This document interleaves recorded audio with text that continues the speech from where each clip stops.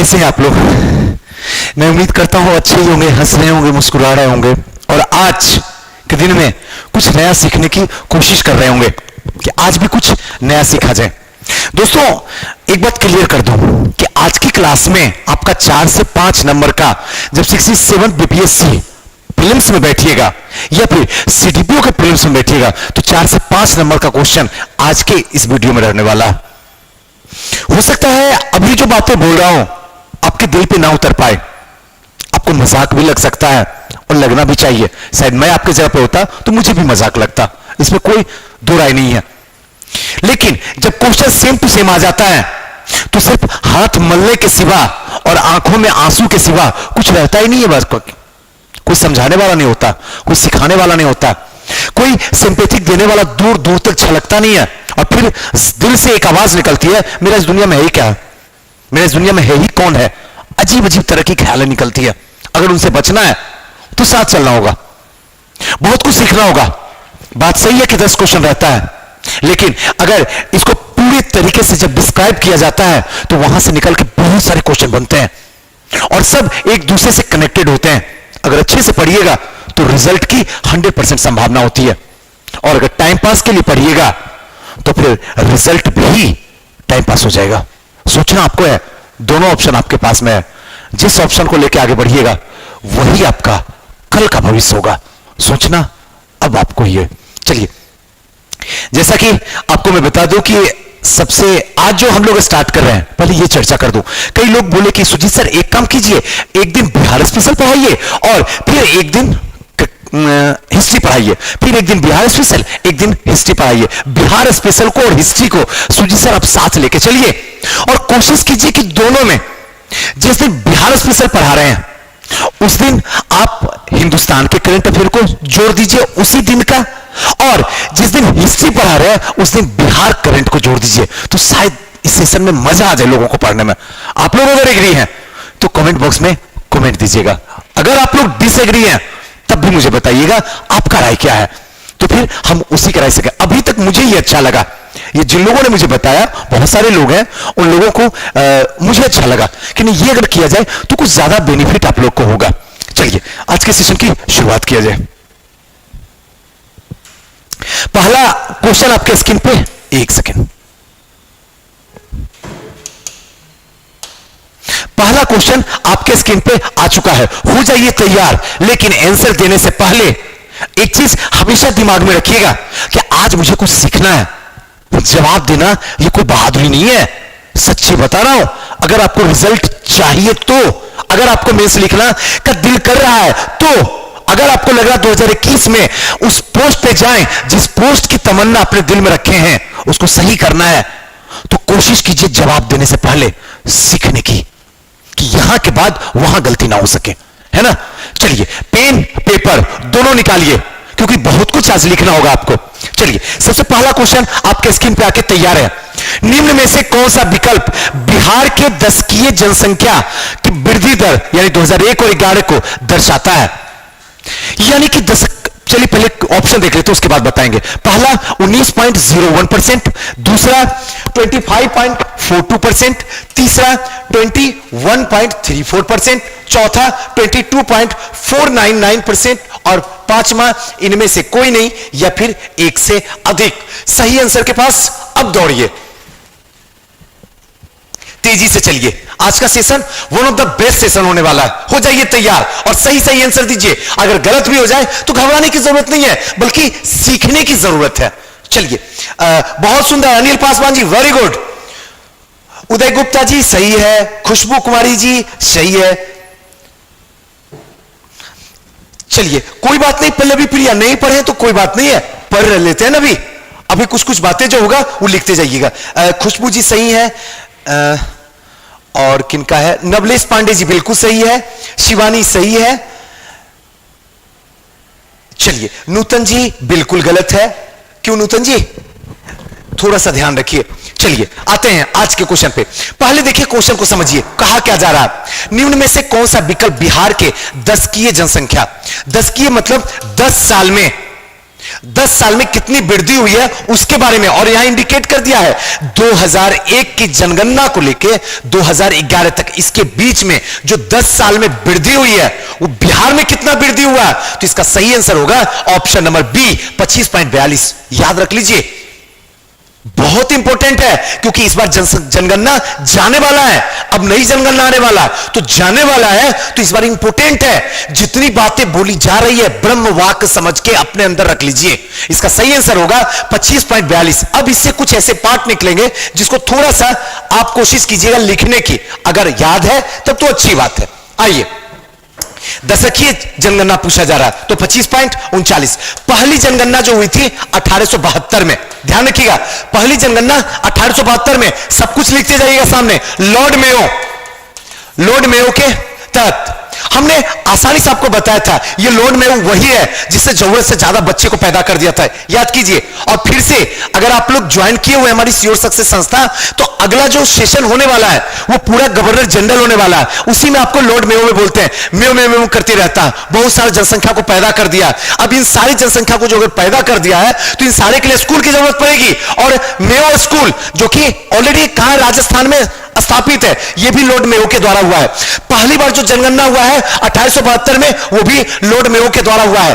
और जो नियमित यानी कि हर 10 साल में जो जनगणना हुआ है उसको याद रखिएगा, वो 1881 में किसके द्वारा, लॉर्ड रिपन के द्वारा। एकदम मत भूलिएगा, जितनी बातें मैं बोल रहा हूं सबको ध्यान रखना है, लॉर्ड रिपन के द्वारा शुरू किया गया है। और एक चीज याद रखिएगा कि 2011 यानी अब तक जितनी जनगणना हुई है 2011 कितने नंबर की जनगणना है, अगर यह पूछेगा तो आपको सीधा जवाब देना है कि 15 नंबर, 15वां यह जनगणना है। ध्यान रखिएगा, 15वां जनगणना है। इसी के साथ साथ में एक पॉइंट और याद रखिएगा कि आजाद भारत के बाद यह कौन से नंबर का जनगणना है, क्या जवाब दीजिएगा। इसी के तहत सब कुछ एक जगह नोट करते जाइए। तो आजाद जनगणना के बाद यह जो है 7वां है, ध्यान रखिएगा, 7वां। और अगर मैं आपसे पूछूं कि 21वीं सदी का यह कौन सा जनगणना है, तो दूसरा, क्योंकि 2001 में एक हुआ है और दूसरा 2011 में हुआ है, तो यह दूसरा है। इसको भी हमेशा ध्यान रखना है, यह बहुत इंपॉर्टेंट है। और इन सबसे जो सबसे ज्यादा इंपॉर्टेंट है वो एक चीज यहां ध्यान रखिएगा, 1921 का ध्यान रखिएगा, 1921 का जो है महान विभाजन वर्ष, महान विभाजन वर्ष, यह सबसे इंपॉर्टेंट है। क्यों इंपॉर्टेंट है, क्योंकि 1921 और फिर से हो रहा 2021, 100 साल पूरा हो गया है और इस बार चर्चा में रहने वाला है। जैसे आप एग्जामिनेशन हॉल में जाइएगा, बैठिएगा, वहां यह क्वेश्चन आ जाएगा और आपकी हालत खराब कर देगा। ऑप्शन में समझ भी जाइएगा, ऑप्शन में आपको गिरा के रख देगा। इसलिए ध्यान रखिएगा, 1921 में महान विभाजन वर्ष कहा जाता है सबसे ज्यादा जनगणना की। कब की, 1921। अभी क्या हो रहा है, 2021, यानी कि पूरे 100 साल। एक तो ये, और एक चीज और ध्यान रखिएगा, सर्वप्रथम जनगणना का उल्लेख जो हुआ है, थोड़ा सा प्राचीन में चलते हैं ताकि मजा आ जाए, थोड़ा सा प्राचीन में भी चलते हैं। अभी आधुनिक में है ना, और खास करके इस टाइम में जनगणना के टाइम में 2021 में तो आप प्राचीन में चलते हैं। प्राचीन में अगर कौटिल्य के अर्थशास्त्र देखिए, उसमें जनगणना के बारे में चर्चा है। साइड में लिखिए, क्योंकि यहां भर चुका है, साइड में लिखते जाइए कौटिल्य के अर्थशास्त्र। थोड़ा सा कलर चेंज कर लेते हैं ताकि आपको नेक्स्ट जो है कौटिल्य के अर्थशास्त्र, कौटिल्य के अर्थशास्त्र, इसमें भी इसकी चर्चा है। और एक चीज और ध्यान रखिएगा, अबुल फजल, अबुल फजल, अबुल फजल, और ये किसके द्वारा था, आईने अकबरी, आईने अकबरी। इसमें जो है पहली बार जो है जनगणना के बारे में चर्चा किया गया है। और ये जो आएगा टाइमिंग, ये किसके टाइम में आएगा, ये सीधे उठ के चला जाएगा मध्यकालीन। प्राचीन में हमने कौटिल्य के बारे में बताया था, कौटिल्य के अर्थशास्त्र में जनगणना के बारे में चर्चा है। मध्यकालीन में अगर चले जाइएगा तो फिर किसके बारे में, यहां पे अबुल फजल, ये अबुल फजल वही है, अकबर के 9 रत्नों में से एक है, और इनके आईने अकबरी में जनगणना के बारे में चर्चा है। यह भी आपको ध्यान रखना है, और ये सबसे इंपॉर्टेंट है। नेक्स्ट 1-2-3 पॉइंट और ध्यान रखिएगा। प्रथम जनगणना जो है 1749 में हुआ है, ध्यान रखिएगा, स्वीडन में, एकदम याद रखिएगा। पहली जनगणना जो हुआ है 1749 में हुआ है, कहां पे, स्वीडन में।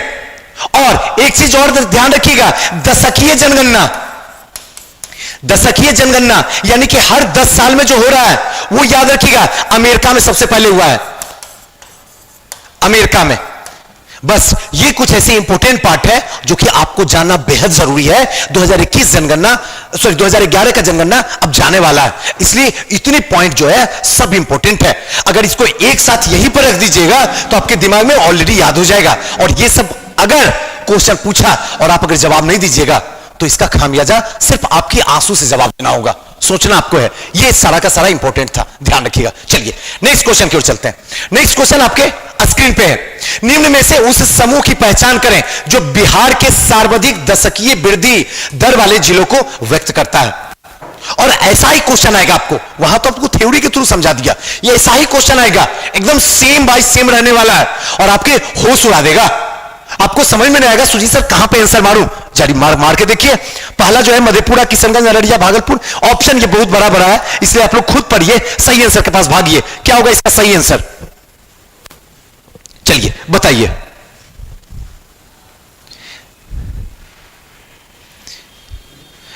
बिल्कुल उदय गुप्ता जी, बहुत सही, वेरी गुड। कुमार मोहन जी सही है। हाँ, आप लोग से गुजारिश है, कई बार बच्चे बोलते हैं सुजीत सर आप बहुत मेहनत करते हो।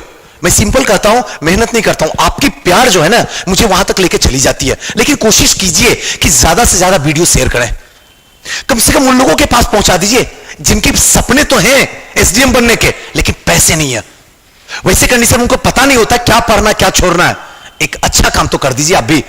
चलिए करीब करीब सबका सही है, गुड। रिंकी जी सही है, राजश्री जी सही है, बलवंत कुमार जी सही है, वेरी गुड। रेणु जी सही है। सर तुक्का है, कोई बात नहीं रिंकी जी, तुक्का ही सही है। अभी अब तुक्का नहीं होगा, मैं बताऊंगा ना तो रियलिटी हो जाएगा, कभी तुक्का नहीं मारिएगा आज के बाद। मुस्कान यदुवंशी जी सही है, वेरी गुड मुस्कान जी। नूतन जी सही है, निशा जी सही है, पल्लवी प्रिया सही है। चलिए आते हैं, इसका सही आंसर जो होगा वो होगा ऑप्शन नंबर ए। अब पूछ क्या रहा है, दशकीय वृद्धि दर वाला जिला सर्वाधिक, बिहार का सर्वाधिक सबसे पहले कहां पे आएगा, मधेपुरा। अब एक चीज सोचिए, अगर साक्षरता दर देखिएगा तो मधेपुरा कहां आएगा, मैप मैंने सिखा दिया हूं। अब आप कोई कंफ्यूजन हमसे नहीं कर सकते हैं, कोई तरीके का सिखवा शिकायत नहीं कर सकते आप हमसे। और इसी दिन के लिए हमने मजाकी लहजे में पूरे 38 जिला को सिखा दिया हूं। अगर अब नहीं पता है तो प्लीज डिस्क्रिप्शन बॉक्स में लिंक रखा हुआ है, वहां देख के एक बार आप भी सीख लीजिए। क्योंकि बिना मैप का बिहार स्पेशल आपके बस के बाहर की बात है सही करना, चाहे बिहार का स्टूडेंट हो या फिर बिहार के बाहर का स्टूडेंट हो, नहीं बता सकते हो, संभव ही नहीं है।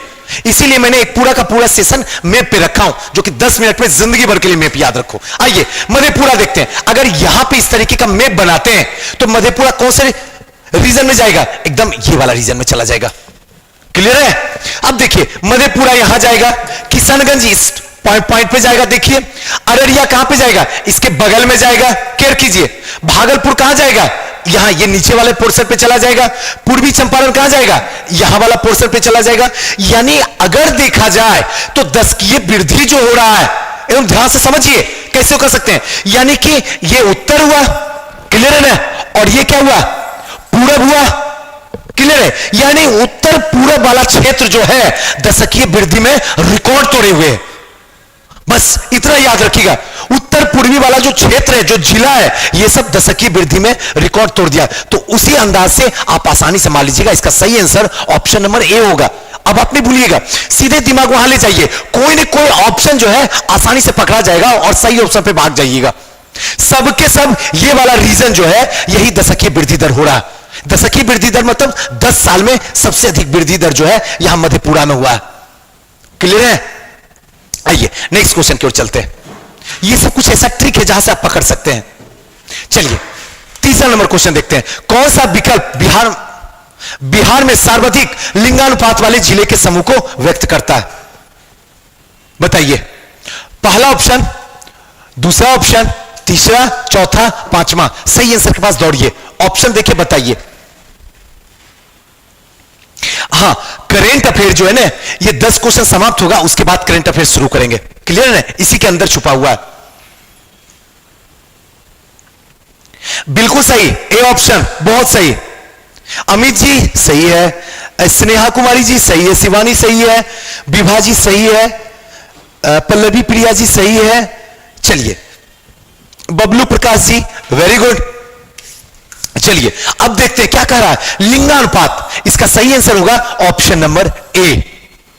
कैसे सही होगा सुजी साहब ऑप्शन नंबर ए? तो लिंगानुपात कर रहा है। लिंगानुपात का मतलब क्या है कि 1000 पुरुषों पे स्त्रियों की संख्या कितनी है, इसी को कहते हैं लिंगानुपात। उसी अनुपात में सबसे अधिक कहां की है, बिहार की, वही पूछा जा रहा है। तो सबसे अधिक जो है वह है गोपालगंज की, दूसरे नंबर पे सिवान है, तीसरे नंबर पे सारण है। अब 2-3 को बस ध्यान रखना है, बाकी तो अपने आप हो ही जाएगा। 2-3 ही ऑप्शन से तो पकड़ा जाता है, 2 अगर भी सही है तो समझ में आ जाता है। अब आइए यहां पे, आइए मैप देखते हैं। ये मैप है, क्लियर हो रहा है बिहार का मैप। इसी तरीके से मैप बना हुआ है। इस मैप में पहले गोपालगंज है। गोपालगंज कहां जाएगा, ये वाला रीजन पे जाएगा। अब बताइए, ऊपर में पश्चिमी चंपारण, उसके नीचे गोपालगंज।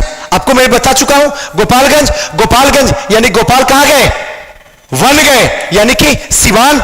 सिवान के बाद फिर जब वन गए तो वन जाने बाद क्या बजाए, सारंगी बजाए। ऐसे बजाते क्या है, बजाते क्या, बांसुरी, लेकिन वहां नहीं था तो सारंगी यानी कि सारण। यानी कि अब तो समझ में आ गया कि ये वाला रीजन जो है लिंगानुपात में टॉप में है। इसका सीधा सा मतलब है क्योंकि वहां पे कृष्ण का वास है, और कृष्ण का वास है। कृष्ण सीधा कहते हैं कि लड़का लड़की एक समान। सिंपल सा कुछ लॉजिक लगा दीजिए ताकि कभी गलत ही ना हो। अब आप बताइए तो कभी गलत हो जाए तो 2 क्वेश्चन आयोग जहां से दोगे सही तो हम मार ही लेंगे, चाहे जो करना कर लो, क्योंकि 67 मेरा फर्स्ट और लास्ट अटेम्प्ट है, और ये किसी भी हालत में हम अपने हाथ से छूटने नहीं देंगे, चाहे कुछ भी हो जाए। एन केन प्रकार लेके रहेंगे, और ये चीज अगर ये रहेगा जज्बात तो आसानी से ले लीजिएगा। बोलिए आसानी से बनेगा ये नहीं, कभी लगता आपका गलत हो जाए। चलिए नेक्स्ट चलते हैं।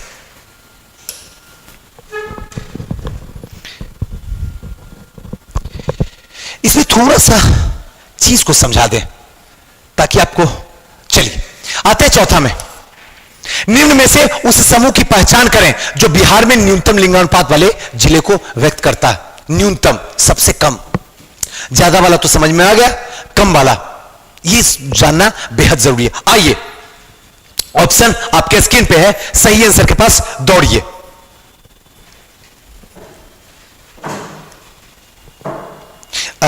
बिल्कुल सही, रिंकी कुमारी जी सही है, अमित जी सही है, कुमार मोहन जी सही है, उदय गुप्ता जी सही है, नुपुर जी सही है, आदित्य जी सही है, वेरी गुड, रीना जी सही है, वेरी गुड।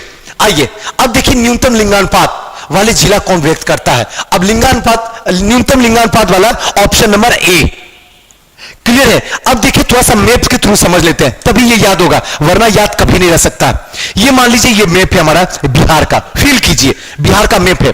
बिहार के मैप में मुंगेर कहां जाएगा, मुंगेर सीधे कौन से पोर्शन में आ जाएगा, मुंगेरी लाल यहां पे पहुंच जाएगा। अब एग्जैक्ट डाटा एकदम पूरा नहीं जोड़ लीजिएगा, फील कीजिए इस वाले रीजन में मुंगेर रहने वाला। मुंगेर के बाद क्या है, भागलपुर, थोड़ा सा आगे भागलपुर इसी साइड में, भागलपुर के बाद खगड़िया, खगड़िया फिर यहां पे जहां पे गड़िया के रुक गई थी खगड़िया, बक्सर से चली थी गड़िया, और बक्सर से फिर आरा, आरा से पटना, पटना से बेगूसराय, और बेगूसराय से खगड़िया जो कि गड़िया को वहां रुक गई थी। तो सीधा सा मतलब है यहां ये वाला रीजन, इस तरीके से रीजन दौड़ रहा। उसके बाद क्या है, शिवहर, इसके बाद सीधे कहां चल जाएगा, वहीं पे एकदम बीच में सेंटर में। तो यहां नहीं जाना, इस वाले रीजन को ध्यान रखना, इस वाले रीजन में। तो यानी ऑप्शन नंबर ए जो होगा सही होगा, मुंगेर, भागलपुर, खगड़िया, शिवहर और पटना। कम से कम 3 याद रहिएगा, तो ऑप्शन में आप चूज करके बता दीजिएगा। यहां पे 4-5, आपको 3 ध्यान रखना, यही रहा। अब एक चीज ध्यान रखिएगा, न्यूनतम लिंगानुपात यहां पूछा तो आपने मुंगेर बता दिया। अगर हिंदुस्तान का पूछेगा तो कौन से स्टेट भागिएगा, जरा बताइए तो मुझे। जैसे हिंदुस्तान की बात करेगा तो सीधे पहुंच जाएंगे हरियाणा, याद रखिएगा, थोड़ा लिख लीजिए साथ में हरियाणा। और जो ज्यादा बताए थे इससे पहले वाले क्वेश्चन में, अगर ज्यादा अधिकतम लिंगानुपात बोलेगा तो फिर कहां पहुंच जाइएगा, केरल। एकदम ध्यान रखिएगा, ज्यादा में कहां पहुंचिएगा, केरल, इसको ध्यान रखना है। अगर पूछ देगा कि बिहार का लिंगानुपात कितना है, ये भी साइड में लिख लीजिए, तो 918, ध्यान रखिएगा 918 जो है बिहार का लिंगानुपात है, इसको ध्यान रखना है। सबसे अधिक तो आपको पता ही है, अभी जस्ट मैंने बताया हूं, सबसे अधिक लिंगानुपात जो होगा वो गोपालगंज में होगा, जहां पे थावे वाली माता है ना। और सबसे कम जो है जहां पे योगा हो रहा है, दुनिया का पहला योग विश्वविद्यालय खुला, वो कहां है? मुंगेर में है। तो मुंगेर ध्यान रखना है। थोड़ा सा और आगे बढ़ेंगे तो मीर कासिम ने अपनी राजधानी जो है मुजफ्फराबाद से सीधे कहां पे कर दिया? पश्चिम बंगाल से सीधे उठाया और मुंगेर ले जाके छोड़ दिया। तो यही मुंगेर है जहां पे लिंगानुपात सबसे कम है, और सबसे अधिक जो है थावे वाली माता के पास में, यानी कि गोपालगंज के पास में। बस ऐसे याद रखिए, कभी भूल नहीं पाइएगा। बिहार का कितना लिंगानुपात? तो 918, हमेशा ध्यान रखिएगा। सबसे अधिक अगर पूछा गया तो गोपालगंज, और हिंदुस्तान में अगर पूछा जाए तो सीधे केरला के पास भागेंगे। क्लियर है ना? और सबसे कम तो हरियाणा के पास, और बिहार में तो मुंगेर के पास। क्लियर हो गया ना?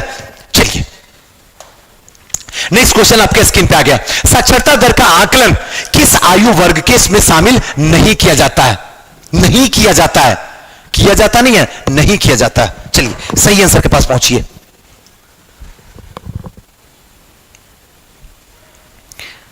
चलिए सही आंसर के पास भागिए, दौड़िए, समय नहीं है, जल्दी कीजिए।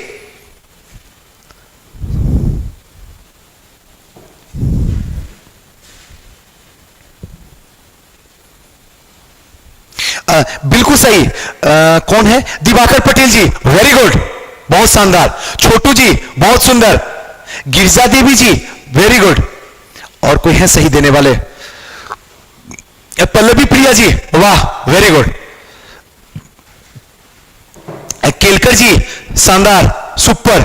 नुपुर जी सही है। चलिए आते हैं सही आंसर के पास आते हैं। ऑप्शन नंबर सी, यानी कि 7 वर्ष से कम, इसका सही होगा। यानी साक्षरता दर का आकलन जो है किस आयु वर्ग में नहीं शामिल किया जाता? 7 वर्ष से कम नहीं, 7 वर्ष या 7 वर्ष से अधिक जो लोग हैं उन्हीं को जो है साक्षरता वर्ग में शामिल किया जाता है। इस चीज को हमेशा ध्यान रखिएगा। एक थोड़ा सा छोटा सा पॉइंट है, उस पॉइंट को थोड़ा सा ध्यान रख लीजिएगा कि 1951, 61 और 71 इसमें जो डाटा रखा गया था, इसमें यह रखा गया था कि 5 वर्ष को लेकर, कि 5 वर्ष या फिर 5 वर्ष से अधिक को लेकर लिखा गया था। आगे चलने के बाद दूसरा डाटा जब सामने आया तो 1981, 91, 2001 और 2011 इसमें रखा गया 7 वर्ष। एकदम ध्यान रखिएगा, इसको थोड़ा सा नोट डाउन कर लीजिए, बड़ा काम किया है।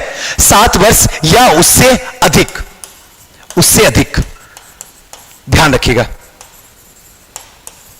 चलिए नेक्स्ट में आते हैं। छठा नंबर क्वेश्चन, निम्न में से कौन सा समूह बिहार के सर्वाधिक साक्षरता दर वाले जिला में व्यक्त करता है? साक्षरता दर वाले सबसे अधिक। आइए, पहला आपके स्क्रीन पे है, दूसरा आपके स्क्रीन पे, सी डी ई, इनमें से कोई नहीं है एक से अधिक। बताइए सही जवाब। सही जवाब के पास भागिए तेजी से।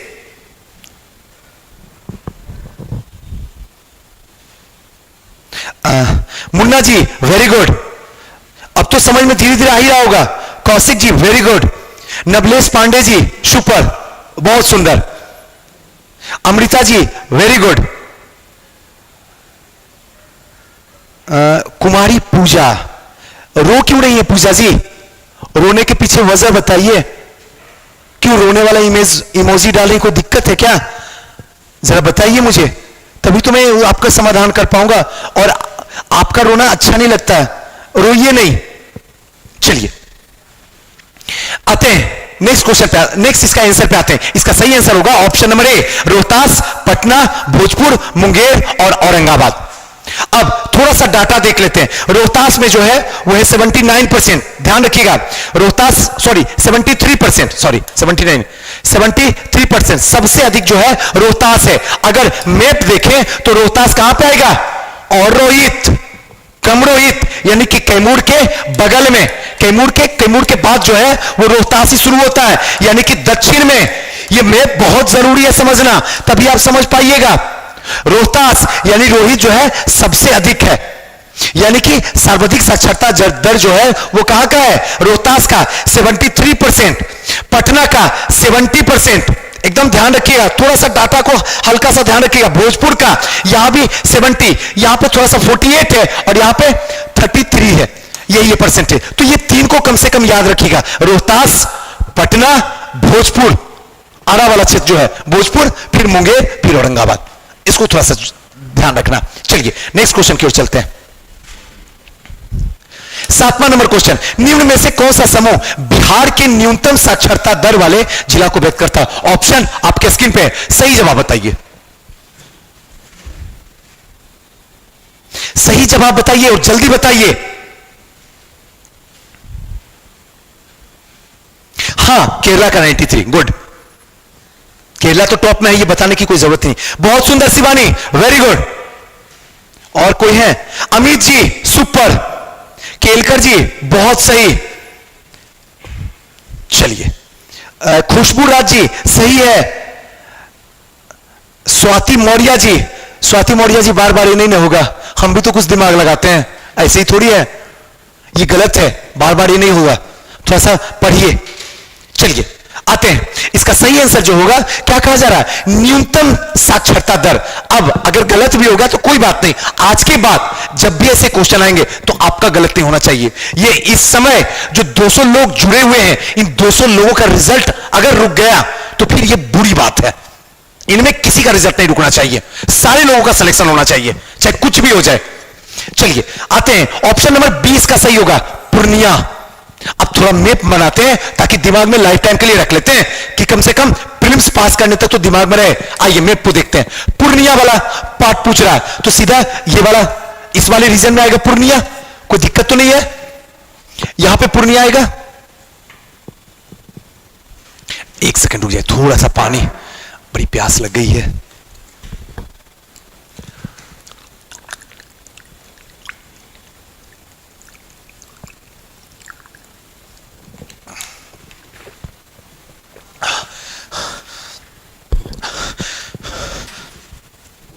आइए, इसका सही आंसर आते में, तो यहां पूर्णिया, पूर्णिया के बाद सीतामढ़ी।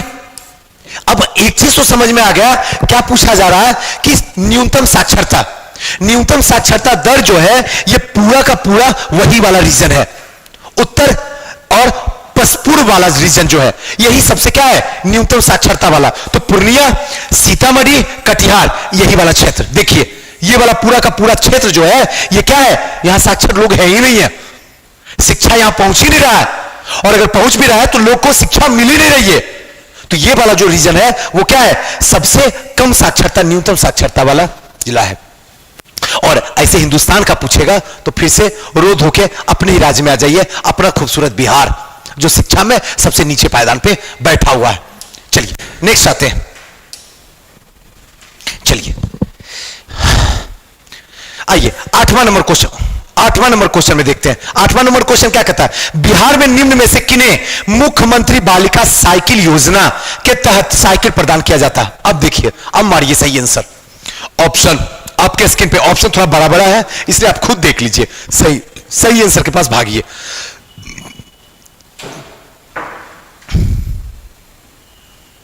सही आंसर के पास दौड़िए।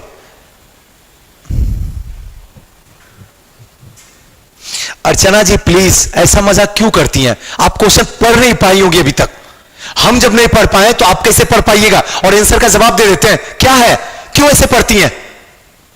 क्या अपनी जिंदगी को नर्क बना देना क्या? इसके लिए इस दुनिया में आई हो कि बस सो के खा के समय गुजार के और फिर से यहां से चल जाना, इसके लिए आई हो? अगर आई हो तो फिर मुबारक हो, लेकिन अगर कुछ करने आई हो तो फिर थोड़ा सा सोचो समझो फिर जवाब दो ताकि मजा आ जाए। ऐसा कोई आंसर देता क्या? आप पढ़ी नहीं होंगी और आंसर दे दी।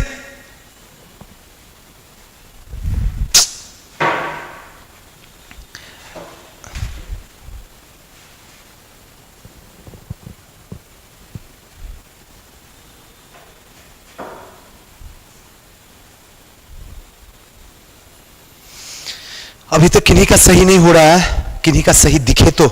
अभी तक किन्हीं का, हाँ एक सही आ गया, स्वाति मौर्य जी, वेरी गुड, बहुत सुंदर, सुपर, वाह। बाकी सब ई में ही भटको, जहां दिल करे जो मन करे अपना लिखते रहिए। सीखना है या नहीं है लिख तो देंगे ही सुजीत सर, बाकी आप संभाल लो। बस एक स्वाति मौर्या जी है जिनका सही है, बाकी सबका गलत है। चलिए आते हैं सही। देखिए क्वेश्चन क्या कर रहा है, मुख्यमंत्री बालिका साइकिल योजना के तहत साइकिल प्रदान किया जाता है। अब ऑप्शन आपके स्क्रीन पे है, ये सब मैं सिर्फ सही आंसर के पास लेके चला जाता हूं। इसका सही आंसर जो होगा वो होगा option number D. Option number D, यानी कि बिहार की सरकार ने अनुदानित और वित्त रहित तथा अल्पसंख्यक विद्यालय में पढ़ने वाली बालिकाओं को दिया जाता। सीधा इसका सही आंसर यही होगा, ऑप्शन नंबर डी। और ये योजना जो शुरू की गया, थोड़ा सा देख लीजिए, 2007 में। पहले इसमें था कि 2000 रुपया दिया जाता था साइकिल के लिए, पहले 2000 दिया जाता था, अब इसको बढ़ा के 2500 कर दिया गया है। इसको भी थोड़ा सा ध्यान रखिएगा।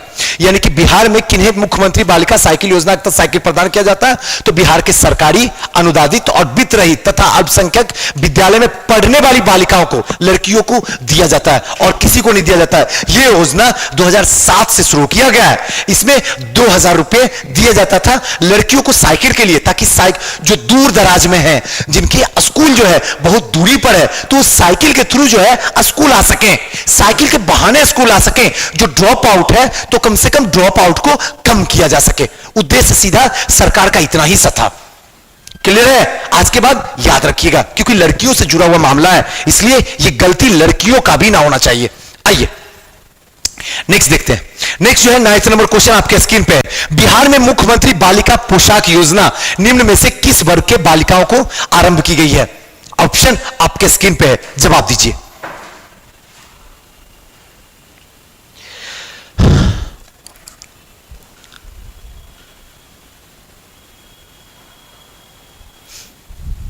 जवाब दीजिए।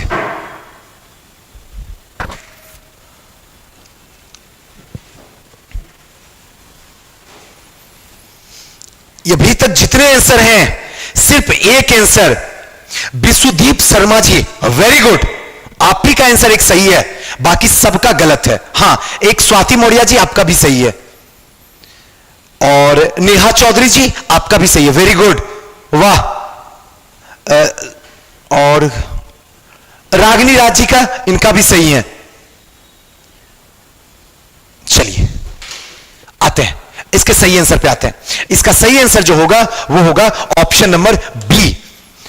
क्या कह रहा है? बिहार में मुख्यमंत्री बालिका पोशाक योजना निम्न में से किस वर्ग के बालिकाओं के लिए आरंभ की गई है? इसका सही आंसर होगा ऑप्शन नंबर बी, यानी कि बिहार में सरकारी विद्यालय में पढ़ने वाली वर्ग 3 से 8 तक, ध्यान रखिएगा, तीसरी कक्षा से लेकर 8वीं कक्षा तक के बालिकाओं के लिए यह योजना शुरू किया गया है। ध्यान रखिएगा। अब थोड़ा सा ध्यान रखिएगा, यह योजना शुरू कब किया गया है? तो 2007 और 8 में यह योजना शुरू किया गया है। कहीं भी हो नोट डाउन कर लीजिए, बहुत इंपॉर्टेंट है।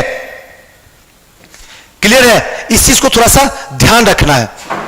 अब इसमें जो योजना में पैसा दी जाती है, एक चीज ध्यान रखिएगा, इसे बैंक से न दिया जाता है, बैंक के थ्रू नहीं दिया जाता, बल्कि प्रधान अध्यापक जो होते हैं वो अपने जेब से पैसा देते हैं, और उनको जो है गवर्नमेंट दे दी जाती है। तो ये वाला चीज इंपॉर्टेंट है, ध्यान रखिएगा। प्रधान अध्यापक के द्वारा दिया जाता है, अध्यापक के जो द्वारा दिया जाता है, इसको ध्यान रखना। बैंक से ये जुड़ा हुआ नहीं है। और एक चीज और ध्यान रखिएगा, उसके बाद आगे चलने के बाद धीरे धीरे जो है इस योजना में जो है पोशाक भी देना शुरू कर दिया गया था। तो ये इंपॉर्टेंट है। चलिए नेक्स्ट आते हैं। निम्न में से किस योजना के तहत प्रथम श्रेणी में मैट्रिक उत्तीर्ण होने वाली बालिकाओं को 10,000 रुपए की छात्रवृत्ति के रूप में दी जाती है? 10,000 सही आंसर बताइए। सही आंसर के पास दौड़िए।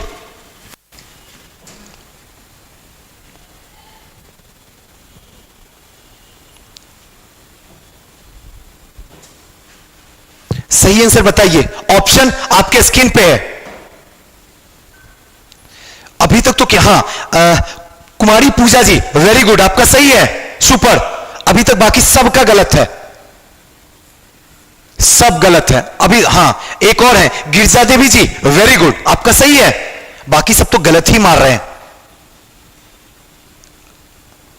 चलिए केलकर जी आपका भी सही है, बाकी तो फिर अब देख के आप बता दीजिएगा। चलिए इसका सही आंसर के पास पहुंचते हैं। इसका सही आंसर होगा ऑप्शन नंबर सी, मुख्यमंत्री बालिका छात्रवृत्ति योजना। ये बहुत इंपॉर्टेंट है, सारी योजनाएं लड़कियों वाली लेके आया हूं जो कि बहुत इंपॉर्टेंट है, आपको पता होना चाहिए कब है, क्या है, कितना मिलता है, ये सब चीज ध्यान रखना। अब क्या करा, प्रथम श्रेणी में मैट्रिक उत्तीर्ण, जब कोई भी लड़की प्रथम श्रेणी से यानी कि फर्स्ट डिवीजन से मैट्रिक यानी कि 10th अगर पास करती है तो बालिकाओं को 10,000 रुपए की छात्रवृत्ति के रूप में दी जाती है। किनको, मुख्यमंत्री बालिका छात्रवृत्ति योजना के तहत जो है 10,000 रुपया दिया जाता है। और यह योजना जो शुरुआत की गई थी 2009 में, यह बड़ा इंपॉर्टेंट है। ये तो सब जवाब दे भी दे, ये तो गलती से भी जवाब ना दे, तो इसलिए ये वाला ध्यान रखिएगा। 2009 में जो है प्रथम श्रेणी में मैट्रिक उत्तीर्ण होने वाली बालिकाओं को जो 10,000 पुरस्कार दिया जाता था वो मुख्यमंत्री बालिका छात्रवृत्ति योजना के तहत दिया जाता था, जिसकी शुरुआत जो है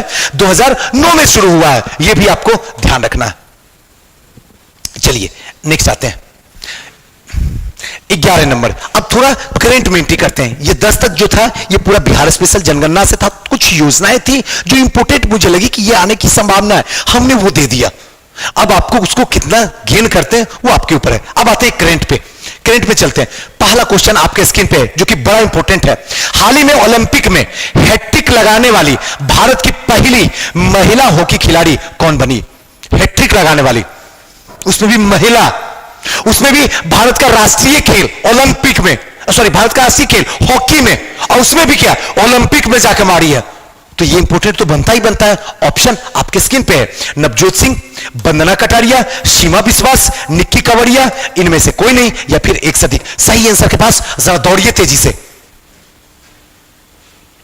तेजी से दौड़िए।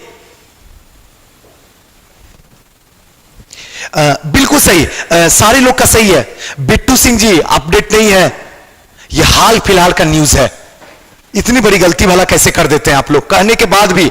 सुजीत कुमार जी, रजनीकांत राव, कैसे लिख रहे हैं ए ऑप्शन, कहां से ए ऑप्शन दिख रहा है?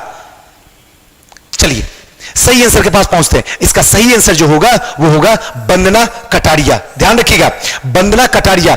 अगर पूछेगा आपसे तो पूछेगा इसमें से हॉकी खिलाड़ी कौन सी है, तो याद रखिएगा वंदना कटारिया, जो कि ओलंपिक में हैट्रिक लगाने वाली पहली महिला बन गई। किस खेल से संबंधित है, तो ध्यान रखिएगा हॉकी से संबंधित है। चलिए नेक्स्ट क्वेश्चन की ओर चलते हैं। 12वां नंबर क्वेश्चन, हाल ही में किस राज्य की सरकार ने दिव्यांगों के लिए सहजीवन परियोजना, ध्यान रखिएगा सहजीवन परियोजना लॉन्च किया गया है दिव्यांगों के लिए, जिसको विकलांग कहते हैं, उसका नाम बदल के दिव्यांग रख दिया गया। जो शरीर के किसी न किसी पॉइंट में कहीं कहीं डिफेक्टिव हो उसे ही कहते हैं दिव्यांग या फिर विकलांग। ऑप्शन फर्स्ट बिहार, उत्तर प्रदेश, तेलंगाना, केरला, इनमें से कोई नहीं, या फिर एक से अधिक। बताइए सही आंसर।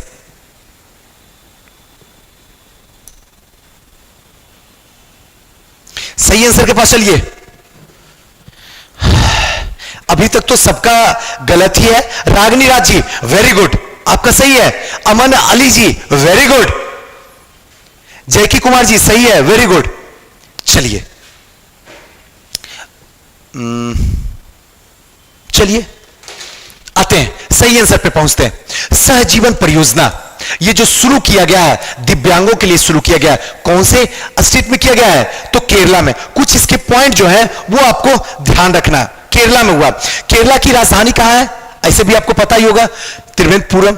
अब दूसरा जो है केरला के मुख्यमंत्री कौन है, तो एक चीज ध्यान रखिएगा, केरला के मुख्यमंत्री जो है वो है पिनियन विजयन, ये यहाँ के मुख्यमंत्री हैं। और यहाँ की जो राज्यपाल है बहुत इंपॉर्टेंट है, राज्यपाल ये कौन है, तो ध्यान रखिएगा इनका नाम जो है आरिफ मोहम्मद खान, आरिफ मोहम्मद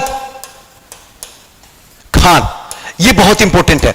और केरला में जो जो इंपॉर्टेंट बात हुई है उसको थोड़ा सा यहां पे नोट कर लेंगे। कोविड-19 के दौरान जो है, कोविड-19 ये बहुत इंपॉर्टेंट है। कोविड-19 के दौरान जो भी रोगी थे इनको जो है एक रोबोट तैयार किया गया था जिसका नाम था कर्मी कर्मी बोट, याद रखिएगा, कर्मी बोट नाम का एक रोबोट तैयार किया गया था जो कि कोविड-19 के जो मरीज थे उनकी मदद कर रहा था। और ये कहां पे हुआ था? तो ध्यान रखिएगा, सारी बातें जो है केरला पे ही दौड़ रही है। नेक्स्ट जो है, एक चीज और ध्यान रखना कि यहां पे जो है शांत घाटी है, ये तो कभी भूल ही नहीं सकते हैं, अगर भूल भी सकते हैं तो याद रखिएगा। दूसरा एक चीज और याद रखिएगा, पेरियार जो है वो यहीं पे है, याद रहेगा ना कि नहीं रहेगा? और एक सबसे इंपॉर्टेंट है पिंक प्रोटेक्शन, यहां लिख देता हूं, ये बड़ा इंपॉर्टेंट है, पिंक प्रोटेक्शन। इसमें क्या था? ये एक योजना है पिंक प्रोटेक्शन। पिंक प्रोटेक्शन का मतलब हुआ कि महिलाओं, लड़कियों, बच्चियों, इन सब की हिफाजत के लिए एक योजना रखा गया है जिसके तहत इनको किसी भी तरीके का कोई समस्या ना हो, किसी भी सामाजिक तत्व के थ्रू भी इनके साथ में कोई भी किसी भी तरीके का कोई भेदभाव नहीं हो, इनके साथ कोई समस्या नहीं हो, इसीलिए केरला ने लॉन्च किया है पिंक प्रोटेक्शन। इसके तहत ये बहुत इंपॉर्टेंट है, इसको ध्यान रखना। स्मार्ट किचन योजना, ये भी ध्यान रखिएगा, स्मार्ट बहुत इंपॉर्टेंट है, स्मार्ट किचन योजना। ये सारी चीजें जो बता रहा हूं ये सब के सब जो है वो कहां पे है? तो ध्यान रखिएगा, केरला में है। ये बहुत इंपॉर्टेंट है, केरला में। ये सारी चीजें आपको अपने दिमाग में रखना है। और सबसे लास्ट इंपॉर्टेंट है, भारत का पहला जेंडर पार्क केरला में, भारत का पहला जेंडर पार्क ये भी केरला में है। ये कुछ ऐसी बातें हैं जिसको आपको दिमाग में रखना है। इंपॉर्टेंट है कि यहां पे सहजीवी परियोजना केरला में है, एक तो ये भी इंपॉर्टेंट है, इसको तो ध्यान रखना ही ध्यान रखना। इसके साथ साथ में एक चीज और याद रखना, शांत घाटी वो भी केरला में है, पेरियार ये भी केरला में है। साथ साथ में पिंक प्रोटेक्शन जो है ये सबसे इंपॉर्टेंट है, महिलाओं के लिए योजना चलाई जा रही है जो कि सेफ्टी के लिए है, वो भी केरला में शुरू किया गया है। उसके साथ साथ में भारत का पहला जेंडर पार्क जो है वो भी केरला में ही शुरू हुआ है। ये बहुत इंपॉर्टेंट है और इसको ध्यान आप रखिएगा। चलिए नेक्स्ट क्वेश्चन की ओर चलते हैं। 13 नंबर क्वेश्चन, हाल ही में किस अंतरिक्ष एजेंसी ने यूटेलेसैट क्वांटम क्रांतिकारी प्रोग्रामेबल सैटेलाइट लॉन्च किया है? ये साइंस टेक से जुड़ा हुआ है और ये बहुत इंपॉर्टेंट है। ऑप्शन में आपके स्क्रीन पे है, बताइए सही आंसर। इसरो, नासा, गगन, स्पेस एक्स, इनमें से कोई नहीं या फिर एक से अधिक? सही आंसर के पास दौड़िए।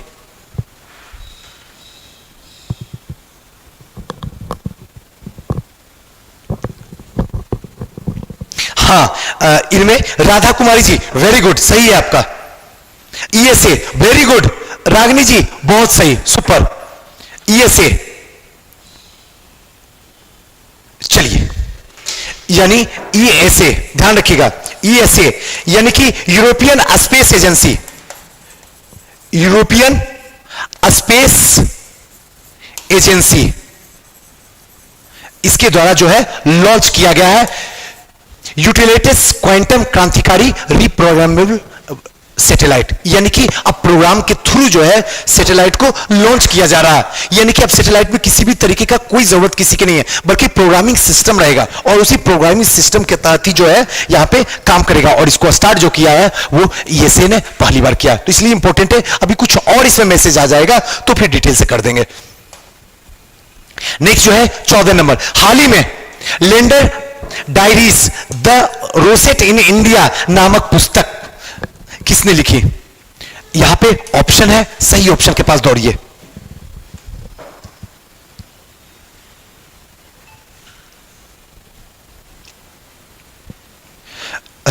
बिल्कुल सही है, रागनी जी बहुत सही, सुपर। जूही जी सही है, अभिषेक जी सही है, आर्यन जी सही है। Option number A, Sanjay Gubbi. आइए इसको थोड़ा सा देखते हैं। इसमें क्या है? कुछ भी नहीं है। इसमें जो है तेंदुआ के बारे में बताया गया है, landers diaries the rosette in India. इसमें यह बताया गया कि तेंदुआ और मानव के बीच में कैसा संबंध है। आए दिन जो है तेंदुआ खुलेआम छूट जाता है, जंगलों से दौड़ के भाग जाता है और मानव के द्वारा जो है उसके साथ में बहुत अमानवीय तरीके से पेश किया जाता है, जिससे क्या है तेंदुआ कहीं ना कहीं खतरे में है। इसी के बारे में इस बुक में चर्चा किया गया है और इसके राइटर जो है संजय गुब्बी जी है। नेक्स्ट क्वेश्चन के पास चलते हैं।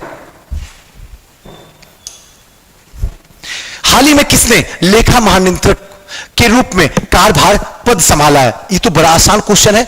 लेखा महानियंत्रक के रूप में जो है कार्यभार संभाला दीपक दास, गिरीश चंद्र पूर्व, अजीत डोभाल, राजीव कुमार, इनमें से कोई नहीं या फिर एक से अधिक? बताइए सही आंसर।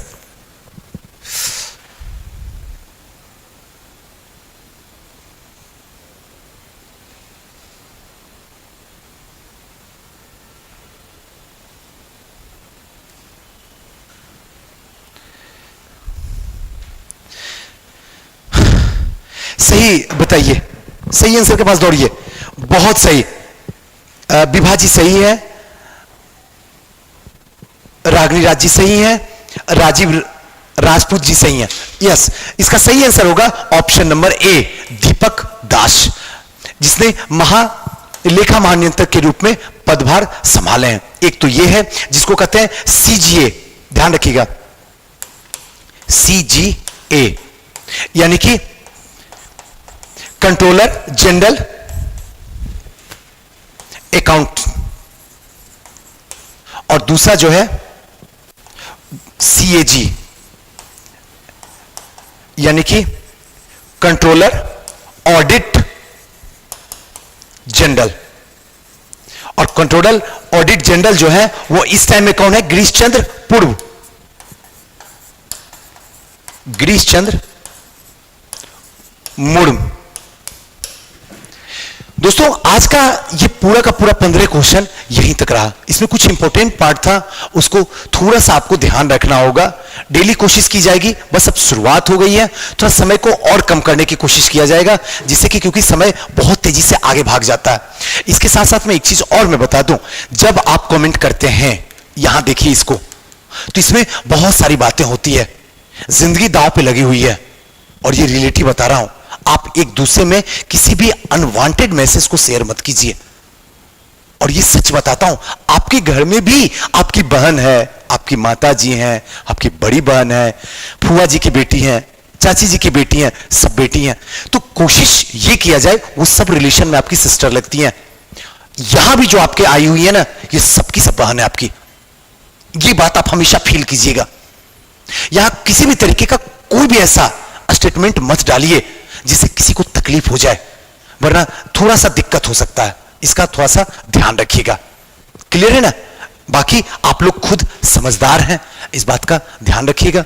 और नेक्स्ट वीडियो में आपसे मिलते हैं। तब तक के लिए हंसते रहिए, मुस्कुराते रहिए, खुश रहिए। और हां, हो सकता है, हो क्या सकता है, कल नहीं आऊंगा, कल थोड़ा सा रेस्ट ले लूंगा, कल पूरी तरीके से छुट्टी रहेगा। थैंक यू, नमस्कार।